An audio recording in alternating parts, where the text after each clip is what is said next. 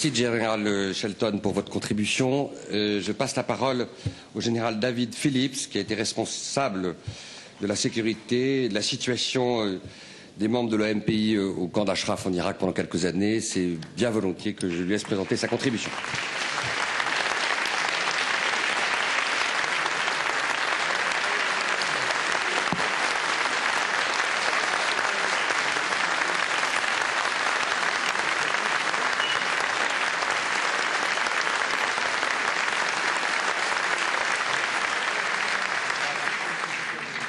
Thank you.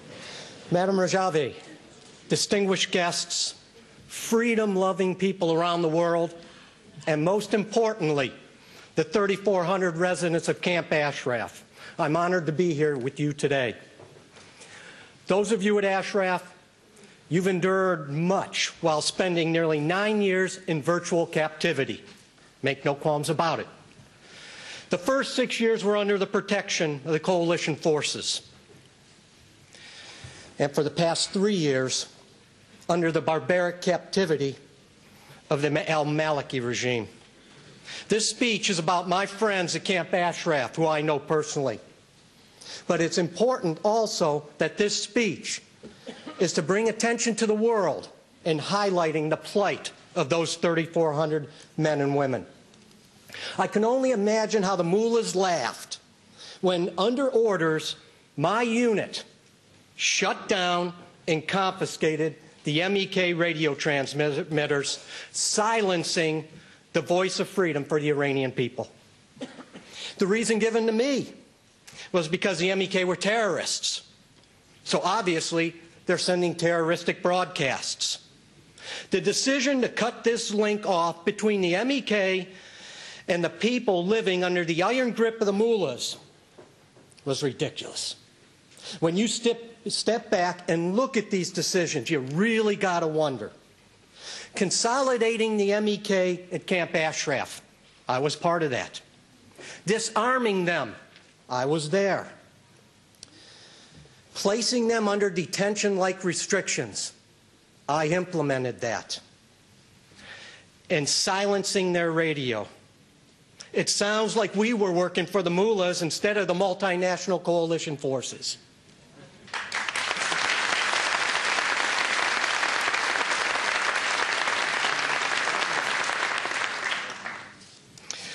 While the soldiers of the 89th Military Police Brigade, my brigade, detained 3,400 members at Camp Ashraf, the mullah regime was simultaneously providing weaponry and EFPs and other munitions designed to kill those soldiers. And we were actually doing the mullah's bidding by taking the MEK off of the battlefield and out of the equation.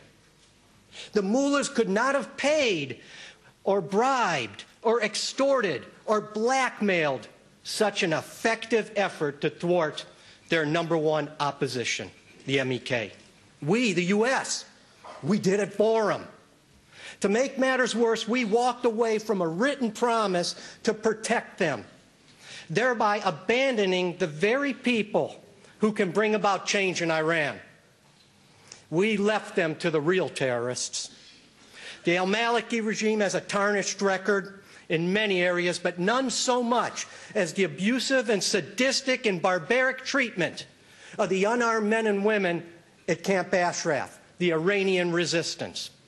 Al-Maliki, you may want to use revisionist history, but there's no taking away the blood on your hands for the murder of over 40 unarmed people who were guaranteed protected status under the rights of the 4th Geneva Convention, not to mention over 1,000 who were wounded, some critically. I lose sleep because I was the spokesperson for the coalition forces with the MEK at Camp Ashraf. As the commander of the 89th MP Brigade, I conducted sweep operations, looking for violations of the agreement the MEK made to disarm. I never found a violation. I directed my forces to search every square inch of that 36-square-kilometer facility, and not one piece of contraband, not one violation was found. My forces also participated with other government agencies In determining the status of every one of those 3,400 people, and not one was found to be associated with terrorism or even any criminal acts. The residents of اشرف were each given a written, individually, each of them, a written promise of protection. I personally delivered the first written promise. And that promise was broken when we abandoned the 3,400 men and women to an undisciplined force under the command and control of the Iranian puppets, al-Maliki. I lose sleep each night because we did wrong. We did the morally unconscionable act of reneging on a national promise to protect these people.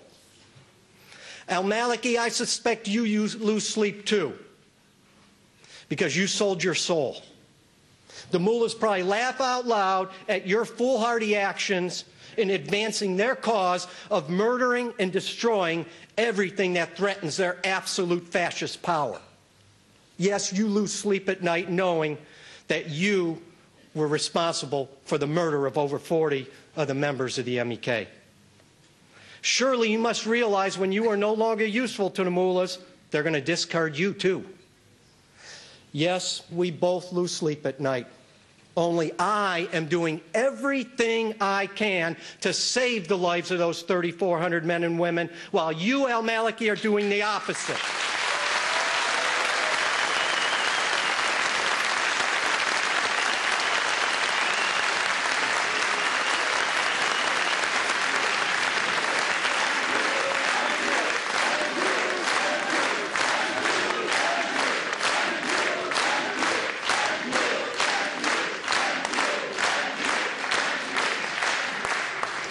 Thank you for allowing me to get involved with righting a wrong.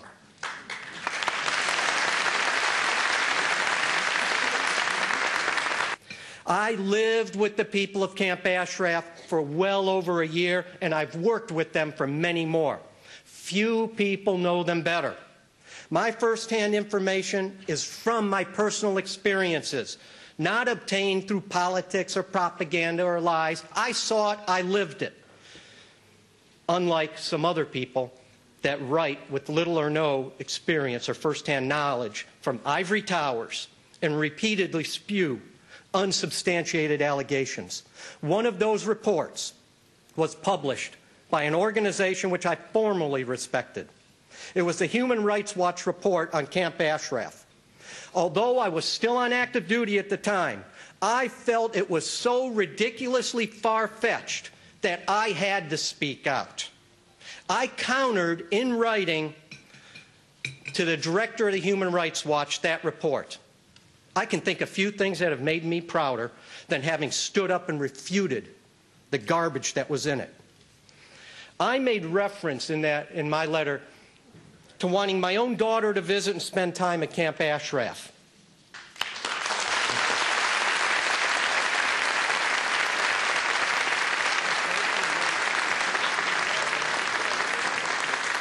Interestingly, I didn't receive a single comment from the director of Human Rights Watch. But I now got to bring up some very troubling information from my sources within the Iraqi government and Ministry of Interior. My Iraqi friends tell me that not only was Camp Liberty looted, vandalized, and pilfered away, and that a small facility was constructed as a prison facility, not to house all 3,400 members of the MEK. Well, Secretary Clinton, if it's not so, let's verify that. I'll personally fly to Baghdad and take a look, and I will report back. And this will cost U.S. taxpayers nothing.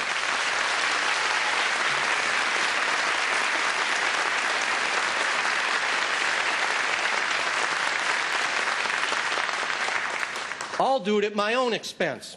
President Obama, send me as a former general who is very familiar with Camp Liberty, having lived there too, and knows what it takes to billet thousands of people while providing for minimum essentials for hygiene, quality of life, food. Oh, let's talk about quality of life. Even the basketball back hoops have been looted away. I've got the pictures of what Liberty looks like now.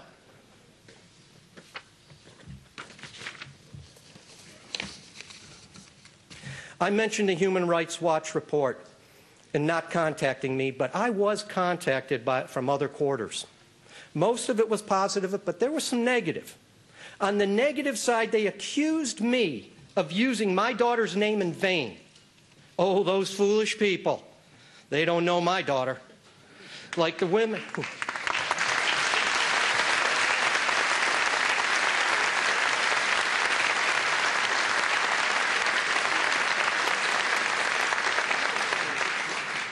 Like the women of the MEK, my daughter's dedication and determination is a scary thought to the mullahs of Iran. As I reported, I am very proud to have written and refuted that report.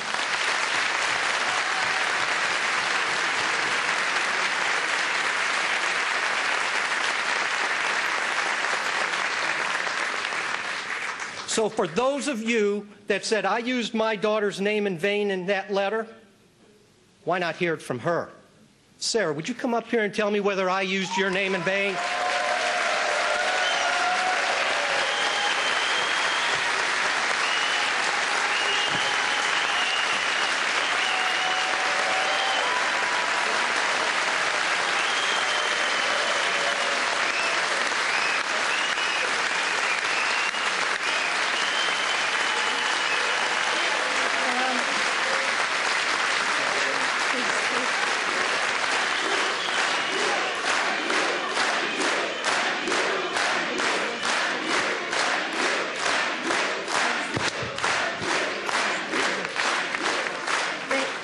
Thank you, and forgive me, I'm not well-versed in public speaking, so I will do my best.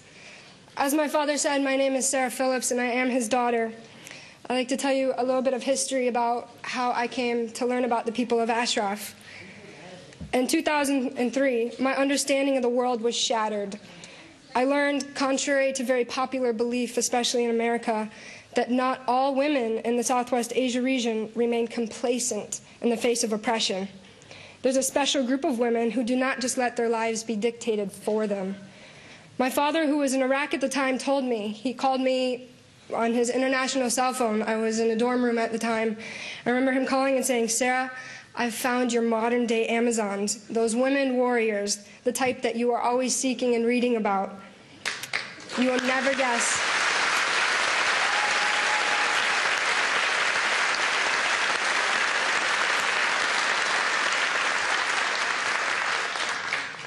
He told me, "You will never guess where I have found them."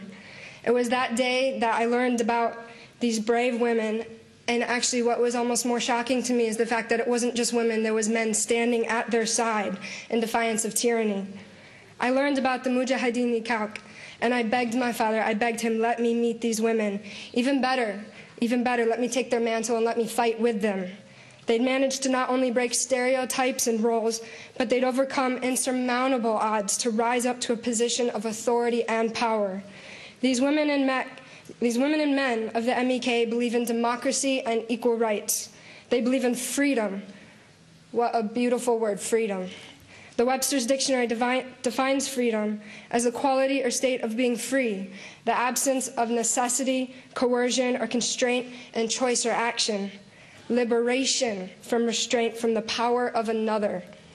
Soon after I learned of the people of Camp Ashraf, I began corresponding with several of them. If you're listening today, and I sincerely hope that the women of Ashraf are able to hear my words, I loved receiving your electronic letters, and I loved being able to share that information with people on my campus and with friends, letting them know what is going on in Ashraf and around the world.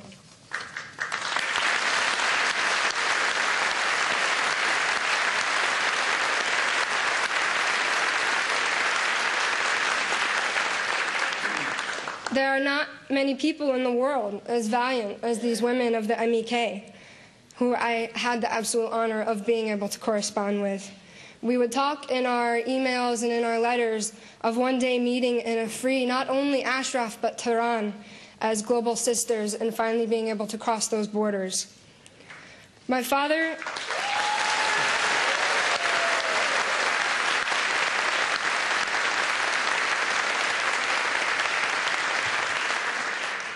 My father has given many speeches lately defending his stance that the MEK should be taken off the terrorist list.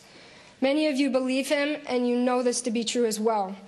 But for those of you that might question this, that might question the stance of my father and even his character, using his daughter as a tool, I want to tell you something.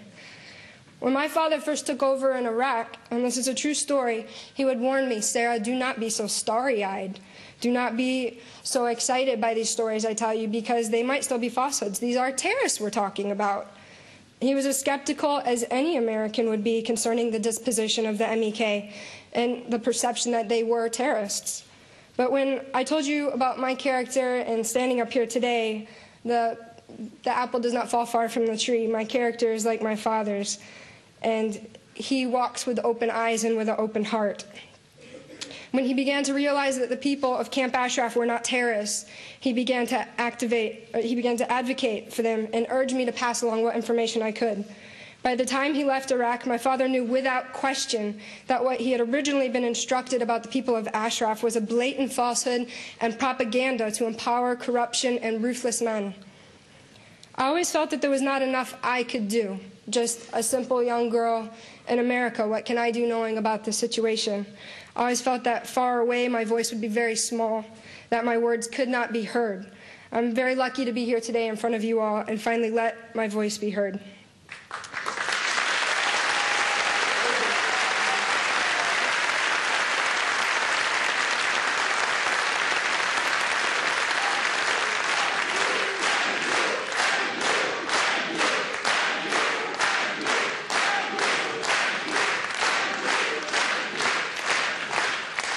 I can only hope that those listening in America who actually do have the power to affect change in the situation for several thousand good people are listening. As things are, I am afraid for the people of Camp Ashraf. I'm afraid that the women and the men are going to find themselves facing a force without any defense. If all I can offer standing here today as a weapon for them is my voice, then I shout for their removal off the terrorist list. These people are good. They are not terrorists. Thank you.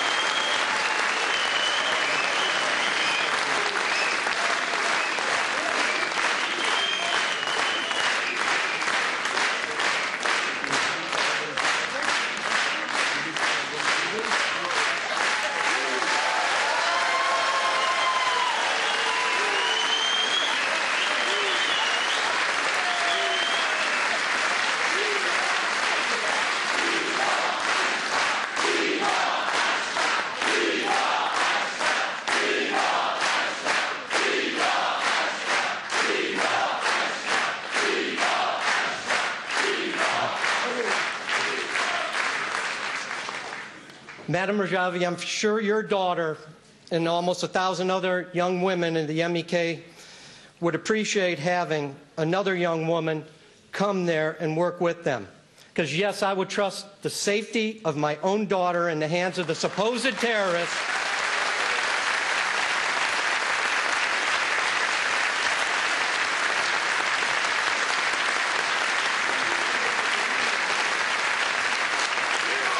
But it's not up to me. It's not up to me. It's up to my daughter, Sarah, your choice. If I get the opportunity and the president allows me to go over there, will you go with me, even if it means you got to go to Ashraf? I say let's roll. Thank you.